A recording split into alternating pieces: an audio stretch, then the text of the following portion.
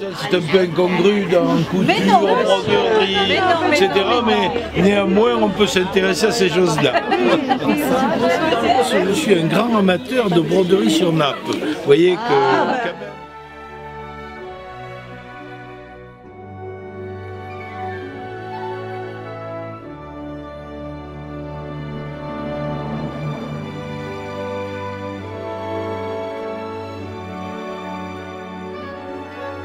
J'ai pas de micro, j'ai pas de haut-parleur, hein, alors il faut que je me débrouille.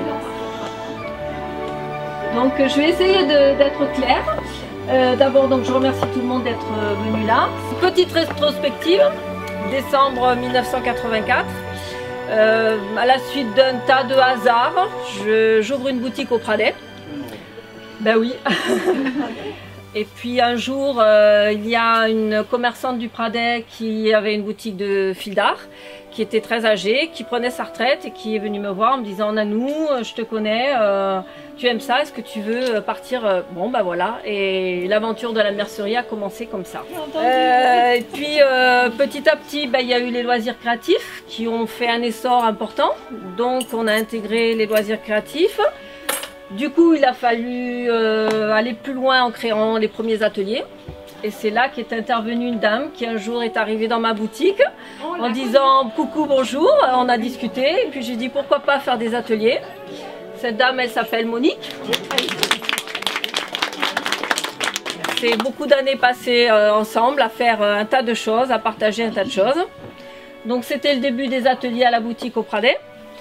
Après, ben, on a continué, les nouveautés, ça a été le démarrage d'Internet. Internet prenait de l'ampleur, donc ben, il fallait s'y mettre aussi.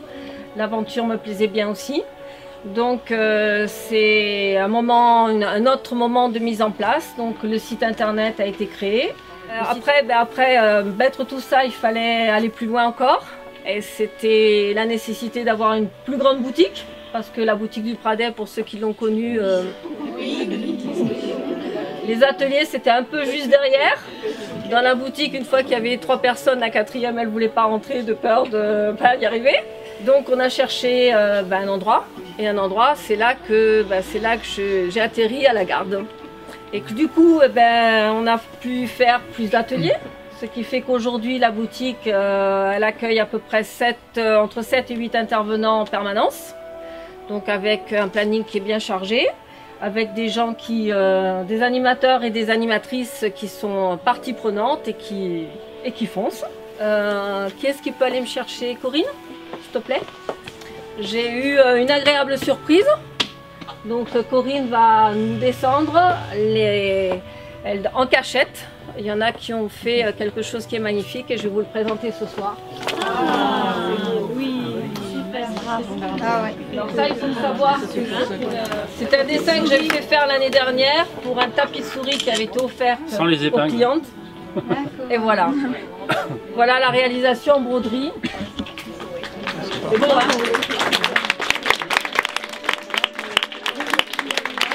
Corinne, je suis une nouvelle animatrice au sein de la boutique de Nanou.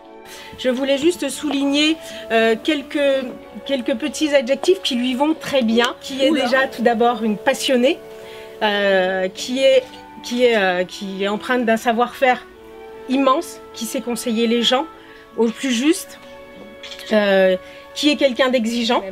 Je pense que toutes, par rapport au panneau qui a été fait aujourd'hui, chacune a voulu vraiment donner le meilleur de soi-même. Et c'est vrai que c'est quelque chose de formidable. Et on lui souhaite un bon anniversaire. Tout d'abord, bien, on est très heureux que vous soyez installé à la Garde parce que, en fait, une mercerie, eh bien, ça représente un petit peu l'excellence de notre foi. On peut penser autrefois. C'est le bon goût français, tout simplement, qui s'exprime. C'est ce côté artistique qu'on a tendance à perdre parce que, justement, nous sommes dans un monde qui vit peut-être un peu trop vite. Eh bien, écoutez, madame, par justement votre talent et puis le maintien de ces traditions, eh bien, vous incarnez un petit peu cette continuité bien française qui sent si bon la France, et puis continuer donc à nous régaler les yeux. En tout cas, c'est tout ce que nous pouvons vous exprimer.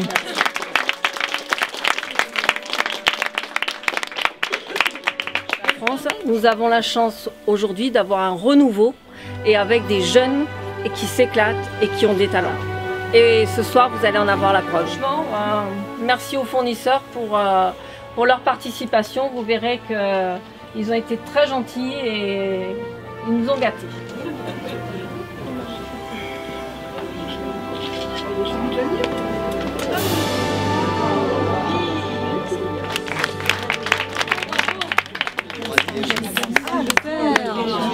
Exposé là-haut. Les tricots, ils sont sympas. Là. Il est super. Ouais. C'est bien, hein?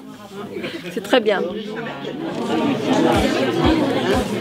Maintenant, je vais remettre les lots. Histoire de vous faire un peu de suspense supplémentaire, on va partir du numéro 10. Donc le numéro 10, Nicole Lobello. D'accord. Ils ont mis 10. Alors la 9e, Annie Moukaer. Il a été apprécié. Ouais, joli. Regardez les 30 bouches. Isabelle Barrel. 7e, Colette Rémy. Surprise. La 6e, Michel Méchineau. La 4e, Annie Girardin. Ah, c'est ce que je voulais. Merci. Dominique Grémeret.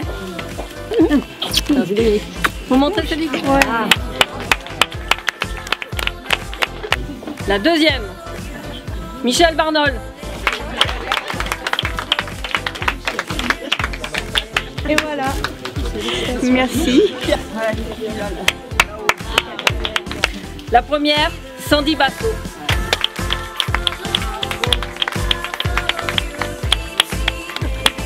Bravo Sandy. Merci. On va vous montrer. Non, ça va. Les personnes qui ont statué donc dans le jury ont remarqué certains qui ne sont pas forcément sortis dans les 10 premiers. Donc je voulais qu'ils soient ce soir, qu'ils soient primés ceux-là. Mention spéciale pour Micheline Desprier. Travailler à la manière de en patchwork. Ah oui. À la manière du peintre trapézien Patrick Sirana. Celui-là. Ah oui. Mention spéciale. Delphine Bétizeau. Tu montres aussi que tu as fait? En plus, j'ai pas eu beaucoup de temps pour le faire. Non, mais tout le monde n'a pas reconnu qu'elle a brodé l'enseigne de la boutique. C'est pas évident parce qu'il y a beaucoup de voitures devant. Je suis très fière de cette réalisation et bon, bien sûr, elle va détrôner le panneau des chats qui est en haut et elle aura bien sa place jusqu'à ce qu'elle ait sa place carrément ici pour que tout le monde la voie et que tout le monde puisse voir les talents de nos clientes et nos clients.